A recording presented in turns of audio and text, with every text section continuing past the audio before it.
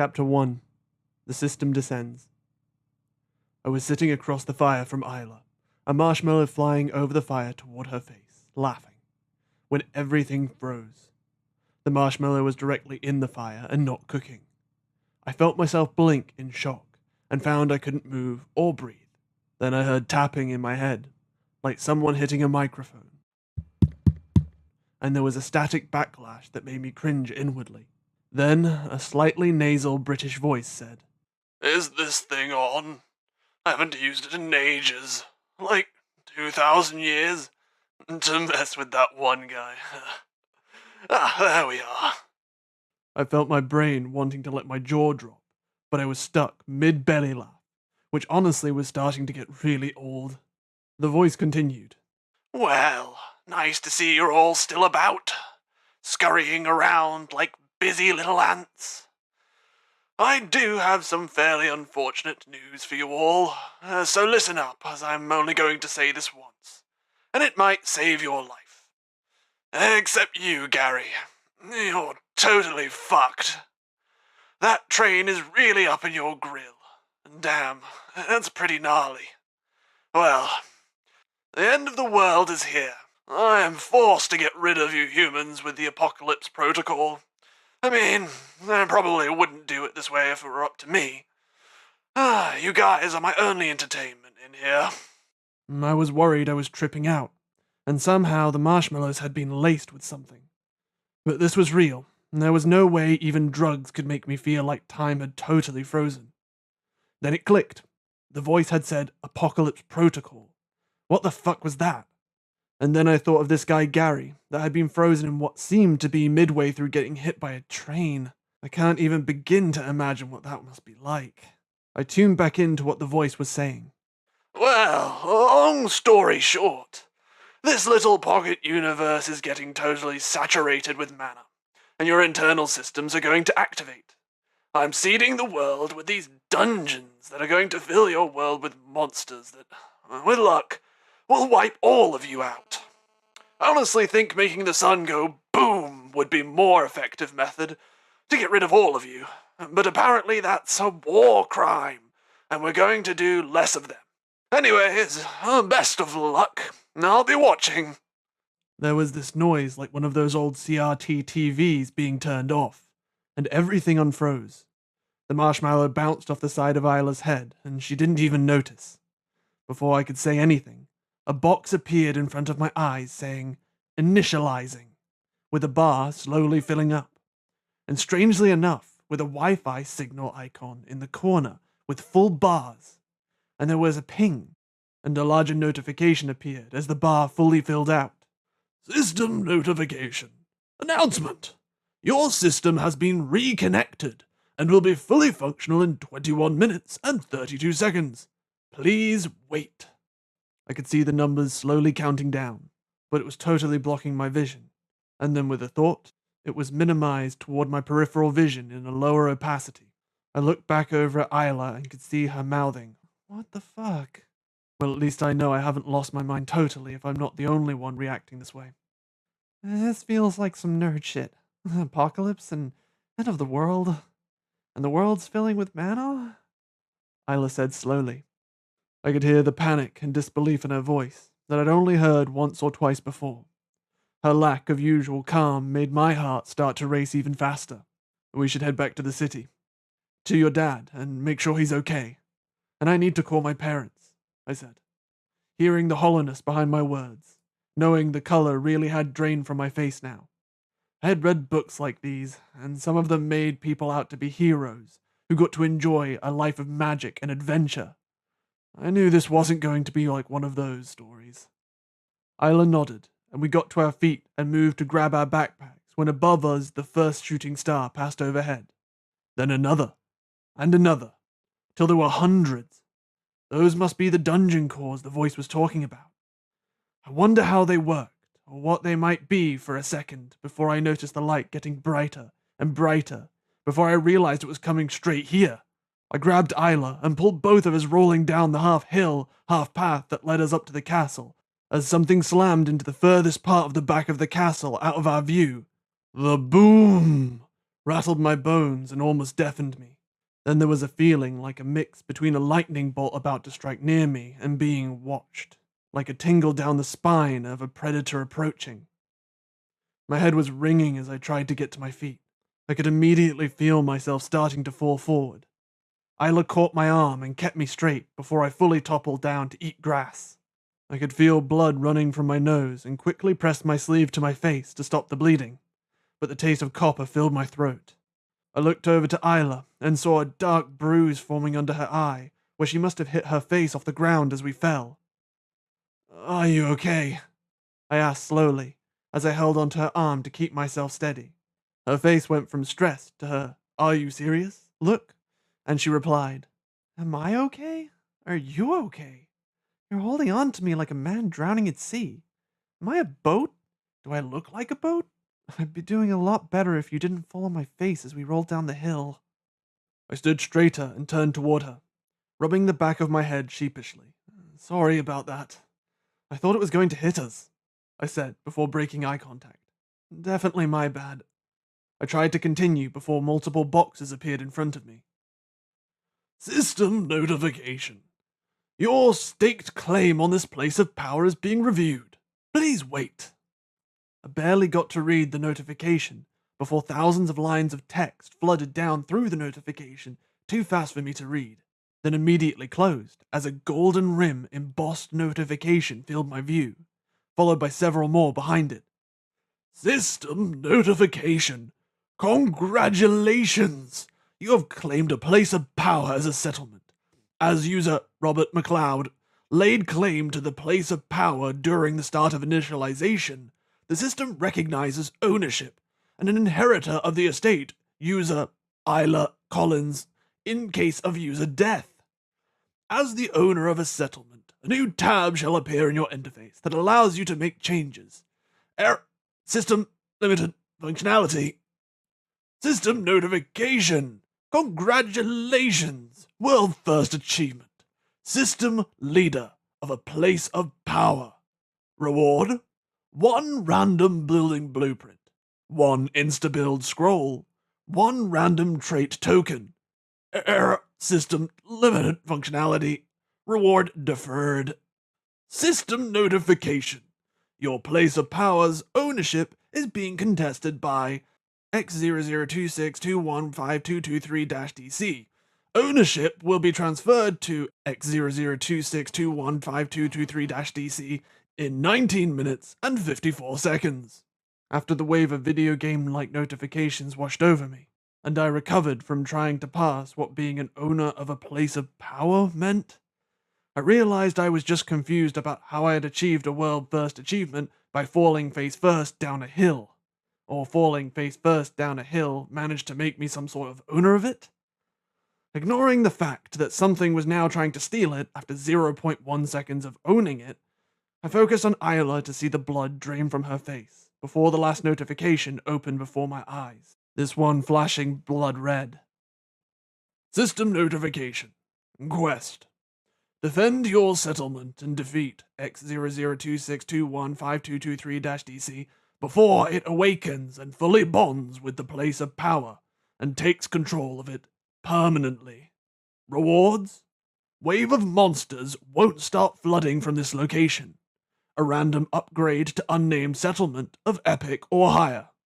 5 random potions of uncommon rarity or higher. 3,000 experience. Difficulty: extreme to complete suicide mission. Accept or decline. I immediately started to move my mental finger onto the decline option after seeing complete suicide mission, thinking fuck that. Then I saw the hard look on Isla's face, the one she only had before doing something she knew was going to get her into trouble. But her personal set of morals wouldn't allow her to do anything else. Last time I had seen it was when we had gone out for drinks. A man was getting aggressive with a lady. He had grabbed her arm to drag her from the bar. We had both stood up to act, but Isla had moved with the type of instant reaction that came so naturally to her, the type of commitment to a set of ideals that allowed her to overcome her fear in a way that I had always admired in her, and been a little jealous of. She grabbed the guy and shoved him back to the bar before placing herself between the girl and him as his grip was wrenched from her arm. That was when he made his next big mistake. Thinking he could grab Isla, she was 5'10", was the definition of built, and had been taking self-defense classes for years. She caught his hand by one of the fingers and bent it so far around that it snapped before I could even pull him away. I'd barely been part of the fight, if you could call it that, before the security had taken him away with tears in his eyes, swearing she had broken his fucking finger and that she was a crazy bitch. But the only person she had ears for was the girl who was thanking her for her help, saying she hadn't known him. She was the embodiment of relief in that moment, and I saw the pride behind Isla's eyes. And this was one of those moments, and I knew she'd gotten the same quest when I saw her shoulders set, and the fear I'd seen when the notifications had started rolling in drained away from her like oil from water. It wouldn't be able to touch her in this moment. I had made up my mind in that instant. If it were the end of the world, I wanted to choose my path forward. I didn't want to drift anymore. I would take this path with my dearest friend, for better or for worse. I mentally slammed the accept button as she started to say, "I know you got the same notification, but you need to decline and go back and warn the others. My dad." Her voice broke there as she turned to face me and saw me gently smiling at her before she found her voice again, seeing her same steel reflected in my eyes. "You idiot. We can't both die here," she said with a relieved lilt to her voice. I smiled wider before replying, "Neither of us are going to die here. We're going to pull some crazy shit off, and we're going to make sure none of these fuckers come out of that X00 fucking dungeon thing." She rolled her eyes, but I could see the relief rolling off of her at the fact she wouldn't be going into the dark alone to fight whatever it was that was out there. I saw both the quest timer and her system initialization timer countdowns were identical. As I thought that, the timers merged together into one. I'm sure this was something important or a clue, but I didn't have the time to figure it out. Despite talking big, I didn't have much experience in any sort of fighting, and it sounded like the things we were going to fight were sent here to wipe us out. But in the act of accepting, I felt a weightlessness taking over me, like everything in my life had led to this moment, and I could finally let go of the baggage of life. All the responsibilities to live up to something, to be successful, to be someone people could be proud of. Instead, everything boiled down to surviving the next 20 minutes. I expected to be hit with a feeling of dread, but I just felt a single-minded focus I had never known before. The light from the fire was finally going out, descending us slowly into complete darkness after it had been knocked everywhere from the impact of what I assume was the arrival of the dungeon core. I turned to find my bag before we lost all the light we had left. I had some luck with the half-blind sweeps of my hands catching on one of the backpack straps. It had only landed a few steps away, and I started rummaging through it with a fever, throwing food onto the ground before my hands landed on the penknife. I shoved it into my pocket, then found what I had been looking for, the flashlight. Relief filled me as I turned it on. It was one thing trying to fight monsters that wanted to kill you, but another thing to do it in the pitch dark. The light almost blinded both of us for a minute before our eyes adjusted. While I had been searching through my bag, Isla had grabbed a long stick and had been using her penknife to sharpen the end to a point, creating a makeshift spear. I moved closer, and she handed her makeshift spear off to me before grabbing another stick at her feet, and started on making another when we heard a series of loud, distorted screeching coming from deeper in the castle grounds. I had initially thought the castle grounds were small, but after the initial front, it expanded outwards and deeper, seemingly occupying the top of the entire ridge. The dungeon core must have landed on the very back of the ridge. I felt goosebumps rise on my skin, and some sleeping instinctual sense woke in me and told me to run. I took a second to steady myself. I found that focus again, a single-mind dedication to the task. Isla finished with her spear and waved her hand forward to signal she was ready to get moving. "Turn down the light to the lowest setting and try to keep it covered. Maybe if we flash whatever the fuck is out there when they get close, we'll be able to take them by surprise before their eyes adjust," Isla whispered. As we moved back up the path that led to the entrance, the broken-down castle and its courtyard, that had previously seemed so inviting, now had far too many shadows cast in all the worst places. We hugged the outside of the wall, moving around to a gap down on the left side of the wall. constantly checking ahead through the gaps in the walls for anything moving. Right before we reached the side entrance that gave us a little more cover than the main archway, a flicker of movement in the darkness caught my eye. I nudged Isla, slowly pointing where I had seen the movement, and to our horror, something from a nightmare pulled itself out from the shadows. We could barely see the thing. Only the dying embers in the grass of the courtyard allowed us to make out anything. It was about 10 meters away and was dragging its back leg along the floor, leaking something dark onto the grass and wheezing with a rattle in its chest. It looked like it was missing part of its left arm. Well, it was there, but there was what looked like a line of black, bloody bone coming out further than it should have, if it were the bone of the forearm. It looked kind of like a goblin from the Lord of the Rings. It had been exposed to Chernobyl, and its dad had been a sickly boar, as it had tusks growing out its face at odd angles that were ripping the skin of its mouth. I'd think the thing was suffering, but I could see the red gleam coming from its eyes, and its sadistic smile fixed in place as it swung its face left and right, sniffing, clearly searching for something, or more likely, someone. The wood of the makeshift spear in my hand creaked as I tightened my grip. It seemed to find some of our scent, and was steadily moving in our direction. I forced myself to loosen my grip after a moment, and noticed Isla looking at me, mouthing, "On 3." At me as the goblin rustled closer and closer to our hiding spot around the wall. I kept trying to slow my breath for fear it would hear me, but I could feel my adrenaline beginning to spike. My eyes locked in Isla's hands, slowly watching her fingers rise as she watched the thing close in. When the third one went up, and it had turned to something on the floor, it felt like time slowed to a crawl as Isla rushed around the wall. I found my legs moving of their own accord as I followed behind her. I saw her thrust at the goblin's back, but it clearly heard our footsteps approaching as its grimy ears twitched. It flinched at the last second, leaning forward as it used its right arm against the cobbles to push itself around to look at the source of the noise. The strike that would have landed cleanly, stabbing into its kidney, ended up crashing into its ribs before it could fully spin around, and the spear's point bounced up off each rib, tearing skin away with its tip, causing its back to leak black blood. It was like hitting a green mesh instead of skin with how little resistance its body seemed to have, even against sharpened wood. After tearing up its back, the tip sank under its shoulder blade, wedging there.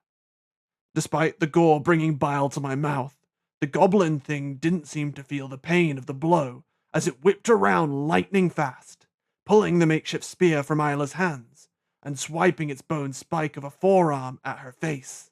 I'm not sure if it was her quick reflexes or just luck, but she was leaned back far enough to dodge the worst of the blow, as it seemingly only grazed her.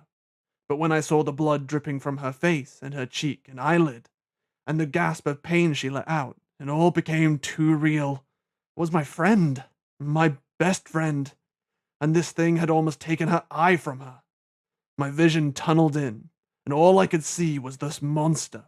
All that existed in this moment was me and it. As it pulled its arm back to skewer me with the sharp bone, I acted on pure instinct, dropping the spear and charging the thing. I was aiming to shove it backwards. I wanted to get it on its back so I could pin its left arm down. But to my surprise, it must have found its footing, because I came up against hard resistance in my charge. As I dug my feet in against the cobbles, I pivoted, putting all my weight behind the shove, leading with my elbow and shoulder first. And the putrid smell hit me then, making my eyes water. I blinked the tears away, and almost missed when a few things happened all at once.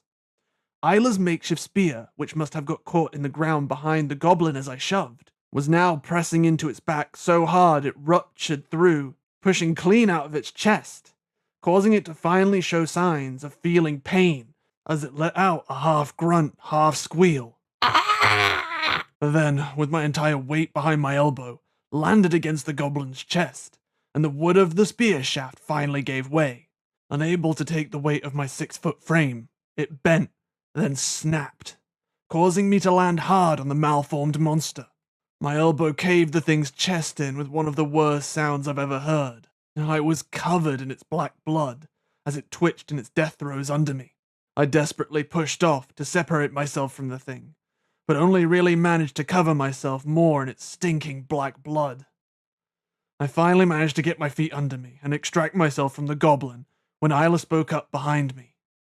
"Jesus fucking Christ, Rob," she started to say before cutting herself off. "There's something wrong with these things. They're built like twigs. My arm landing on it shouldn't have done, well, that," I said, but my voice hitched at the end. I could feel myself distantly shaking as I was trying to get the black blood off my arms and hands. I felt Isla's hand on my shoulder, and it was like I was pulled back into the driving seat of my own body. I turned and hugged her for a second before she pushed me back. She was trying hard to disguise the look of total disgust on her face at being covered in the black blood. Now that I was looking at her face properly, I could see the cut she'd received. It was still stubbornly bleeding, causing her eye to turn slightly red. She'd been so lucky. It was just along the flesh of her right eyelid and cheek. It seemed to have been millimeters off blinding her. Catching on to where I was looking, Isla turned away and said, "There's more of whatever the fuck those little demon things are coming. We have to move. None of that's your blood, right?" Before I could say anything, she did something completely unexpected. She stomped hard on the goblin's left forearm, and a horrifying snap rang out as she wrenched the bone out of the skin of its forearm. "That's a seriously metal way to replace your spear, Doom Girl," I said as I tried to keep what food I did have down, while I patted myself down for injuries. "I'm fine, just a little bruised," I continued as I finished checking myself over. She turned, smiling, and looked me up and down before shooting back. "Have you seen yourself? You're looking like you starred in Carrie, and if I were Doom Girl, would that make you my blood-covered version of Isabella?" I snorted with laughter, waving my surrender as I caught up to her. Some of the tension leaving my body. Humor had always been our coping mechanism, laughing our way past the shit we faced, so that we could move forward. We quickly moved across the open space of the courtyard towards the castle proper, and ducked into a corner where the shadows hung particularly heavy. We could hear some scuffing of feet coming closer. I noticed I had some blinking notifications at the corner of my vision, tucked away neatly for the time being, but still trying to get my attention. I left them for now, trying to focus on the problem at hand. That's when I realized, like the total idiot I am, I had left my spear on the ground next to the mangled goblin. The cubby against the wall where we had tucked ourselves had rubble on the floor, and on impulse, I grabbed a good-sized rock in my left hand and held the flashlight in my right, still on its dimmest setting and shielded against my leg so it barely gave off any light. I heard 2 goblins this time, or maybe one with 4 legs. I'm not sure what would be worse. I caught Isla's eye and gestured to the light and mimed pressing the button to shine it forward, and she hesitantly nodded. I mouthed, "I'm going to distract them," and she went from hesitantly nodding to violently shaking her head. Before she could reach out to stop me, or I started to overthink the rather simple plan I'd just come up with, I jumped out and started pacing backward. It turned out to be 2 of the goblin monsters rather than one with 4 legs. They were just as horrifying as the one I just grand slammed into a patty on the other side of the courtyard. I turned my light up 1 setting so I could get a better look at them. The one on the left side of the path was a more thickly muscled goblin, who didn't seem to have any other weapons other than its fists, but all the way from its knuckles to near its elbow had weird curved growths like goat horns that looked like they'd rip into me if it managed to close to a grapple. So the rock was absolutely out against it, unless I threw it. But I'd never been able to hit much of anything with a rock, so it had to be an emergency backup plan. The goblin on the right was shorter and seemed to have some sort of issue with its back, as it was bent right over, and its mouth looked like it was unhinged, as it sat open far too wide, and it dragged its arms along the floor with sparks catching as its nails rasped against the stone. I have no idea what those claws are made of, but they look wicked sharp, and easily as dangerous as the horns on the larger goblin's arms. As soon as they saw me, it was like they locked on. They seemed to be little thought behind their eyes other than the intended violence they wanted to inflict. They charged full pace at me, to the point the larger of the 2 ended up catching one of its spiked horns on the other, ripping a gash along its arm, causing the stinking blood to fall to the stone below. Neither of them paid any notice to the wound, and they quickly rushed by Isla's hiding place, missing her completely. My ears were ringing with the sound of their steps, and the panic started to rise. I found myself almost tripping over my own feet as I stumbled back, like the characters you'd shout at in horror movies for falling, and how unrealistic you thought it was. In reality, the grip fear can have on you makes your legs numb, like you're wading through ice water. I forced myself to stand my ground. They were 5 or 6 meters away now. This had to be close enough. I maxed the light out, all the way up to its advertised 8,000 lumens, aimed directly at their eyes. Their reaction was far beyond anything I expected. They screeched and tried to halt their bounding momentum and flee backwards as it looked like the light was burning their skin. The smaller of the two had tried to stop so abruptly that it had gone over its own leg, snapping it and causing it to fall to the ground. It was trying to drag itself along the floor out of the light. That's when I saw Isla in the shadow of the larger one. As it stumbled back, she rammed her bone spike right through its back and out of its chest with a spray of arterial black blood, before wrenching it free with an awful slurping sound. The goblin's eyes rolled up after half a second, and it fell face first into the ground. She must have hit it right through the heart. I saw the smaller one on the floor biting with its unhinged jaw and swiping at Isla's leg as she stepped back. But the swipe landed. I could hear her cry out in pain as those nails cut deep. Ah! And heard the goblin laughing at Isla's suffering. I was running now, straight toward the goblin. I hurled the stone at it, aiming for its head. Predictably, I totally missed. Despite that, it barely got to enjoy the wound it had inflicted, as Isla rammed the bone spike right into its eye.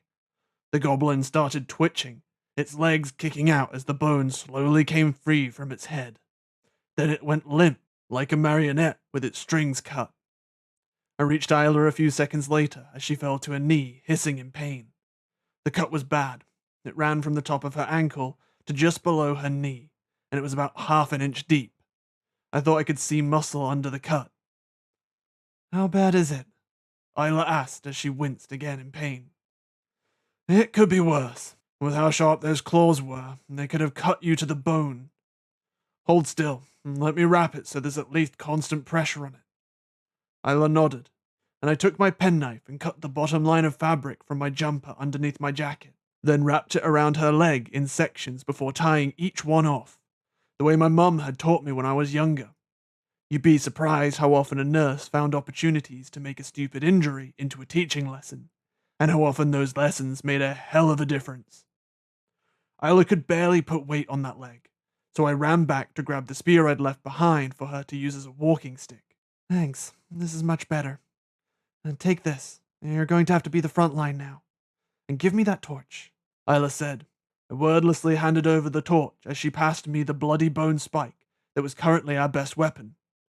Despite these things being malformed in some way, making them nearly fall to pieces when we hit them, we can't keep this up, I started. Especially not now with your bad leg. One mistake and we're both dead. I thought about letting the quest timer fade into view, and it said 10 minutes and 23 seconds. And we've got a little more than 10 minutes, and if there's more of these things, and I'm sure there are, we aren't going to make it in time. I think we need to try and sneak past them, I continued. Isla interrupted. But that first one immediately looked like it picked up our scent. There's no way we can get past any of them if they can hunt us like truffle pigs in a forest. I gave Isla an apologetic look before saying, I do have a plan for that, but you're not going to like it. A minute later, we were both covered head to toe in the stinking black blood of the goblins. My thought being that they were all licking this stuff and stink of it. That might cover our scent and allow us to get through. Isla gagged again as she tried not to throw up, and I winced. I hate your plans.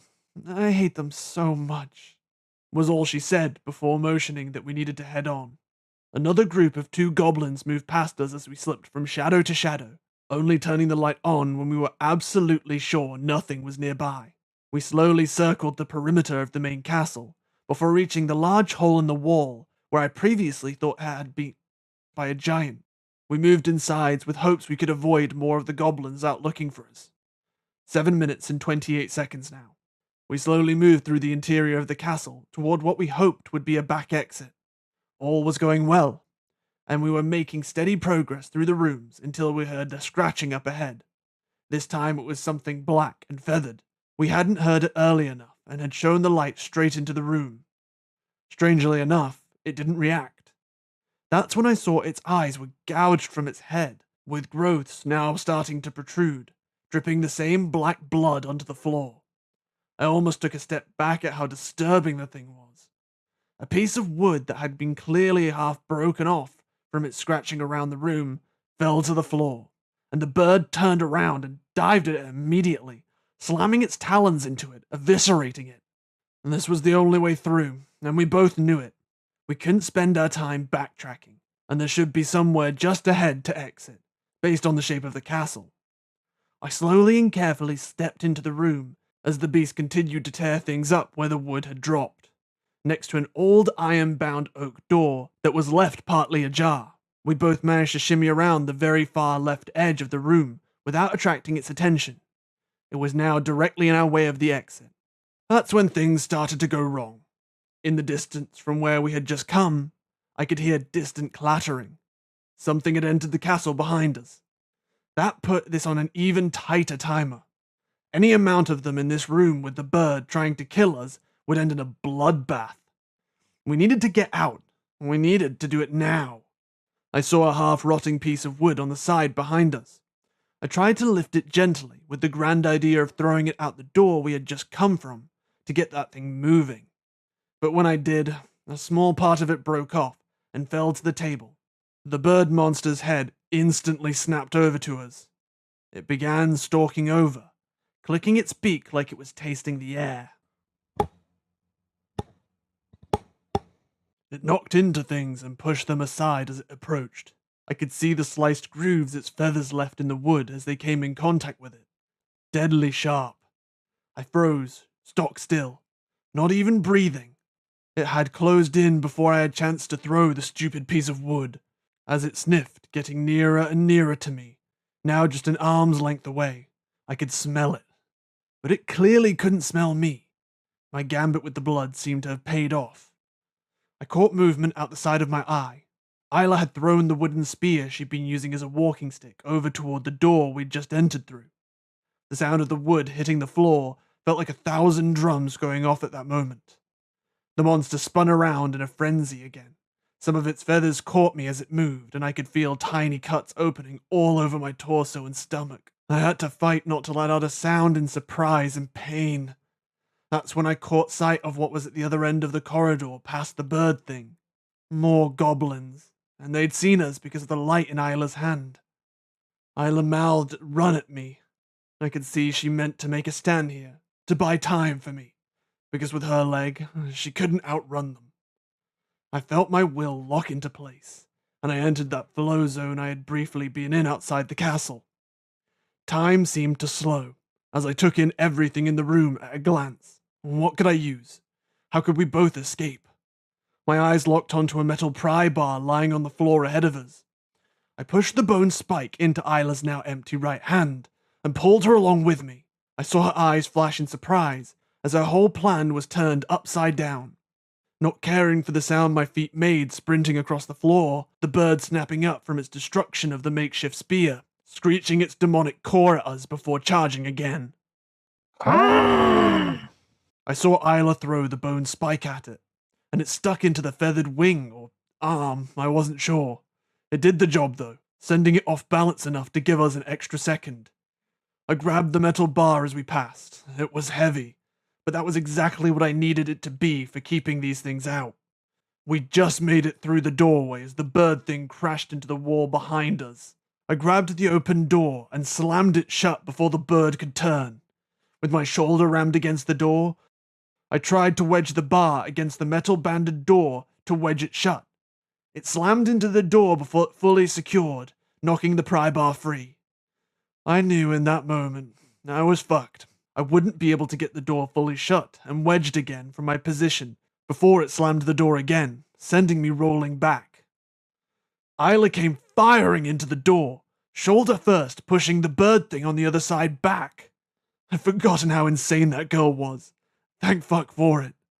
I moved cleanly to get the metal bar wedged, more focused on this than I had been on anything in my life. I thought to myself, slow is smooth, and smooth is fast. I got the bar wedged into the floor, between the hard cobble brick and the iron bar on the ridged door. When the next slam came, the door rattled and dust particles flew into the air, but it didn't budge meaningfully. I pushed myself up and grabbed Isla's forearm to lift her to her feet. I could see she was in bad shape. The bindings on her leg had bled through, and she was holding onto her shoulder in a way that made me think it was dislocated. Isla saw me looking and grimaced out. I can't move it. I don't think anything's broken, maybe dislocated. I moved closer to check her shoulder. As the banging on the door stopped, and another screech came from the bird, dulled now that the door was between them and us. It's definitely dislocated. I'm going to get it back in place, but this is gonna hurt like a motherfucker, I said quickly. Isla gave me a curt nod. I positioned her hand at her side, just like how Mum had taught me, and I held her wrist in both hands and begun to turn it outward, before drawing her arm from her body and rotating it, keeping the pressure on as Isla hissed in pain. Then there was a muffled, meaty clunk as it slid back into place, and I saw the instant relief on her face. You're pretty useful, you know, she said with a hoarse voice. As we leaned against the wall together, we listened to the monsters in the next room over murdering each other. I reflected on how fucked up our lives had become in the last 30 minutes as black blood ran under the door. Thanks, I said sardonically. We should stop slacking off, though, I murmured with a weary smile. We only have... I checked the timer in my interface. A bit less than 4 minutes. And it came out more worried than confident at this point. But there was nowhere to go but forward now. We found the exit at the back of the castle as the noises stopped in the room behind us. Only a menacing but slow scratching at the door continued, like a dog left out in the rain wanting to come in. I supported Isla as we both moved forward and out of the castle. We could see a glow coming from inside a roofless building up ahead, light emanating from a side door, a sickly green blue. We approached slowly and carefully toward the entrance of the building, peeking around the corner of the door into the room, which must have been 3 meters long and 4 meters wide. There was black blood over every inch of it, and body parts on the floor. It could have been a scene from Dexter in there. In the center, a pure black, perfect orb. It reminded me of the one taken from Saruman that Pippin had touched in The Lord of the Rings. An instinctual part of me knew it was looking back at us, and it panicked. I could feel energy moving, something in the air and coming from the orb itself, as a huge-looking being began to form layer by layer. I could quickly tell it was going to be a goblin, but it wasn't malformed in any way yet. The flow of power crescendoed as it was almost fully formed over the course of a second. Then, as quickly as it had started, the ethereal whipping of the air and the feeling of power flowing stopped. But the pull did not. The pressure mounted and mounted. Then something ripped and the energy was pulled from a tear and was forced into the huge goblin. It caused mutations and growths to sprout across its body. Bone pushed out of its shins and forearms, forming bone blades growing through its skin, alongside horns growing out of its back and shoulders, and finally the top of its head. As I thought it was over, a red arc of backlash whipped out at the core below, and it cracked, with fracture lines crazing across the surface. A light inside started flickering in a frenzy. The feeling of being perceived by it went away immediately, like it had turned its eyes away, which was a relief. Before I could think any more about the core, the goblin monster before us started bleeding from its eyes after the core fractured, and it went totally berserk. It charged at us with a blind fury that was terrifying. I pushed Isla away to the left and dived to the right as it crashed into the door frame, breaking it apart. Its momentum didn't carry it far out the door, and it quickly regained its senses. It turned to face Isla. It must have been 8 feet tall, with a frame of pure muscle. But it looked wrong, like the others, markedly worse. It was as if it had been stretched and its muscles weren't formed right, or connected together at points, causing bulges all over its body.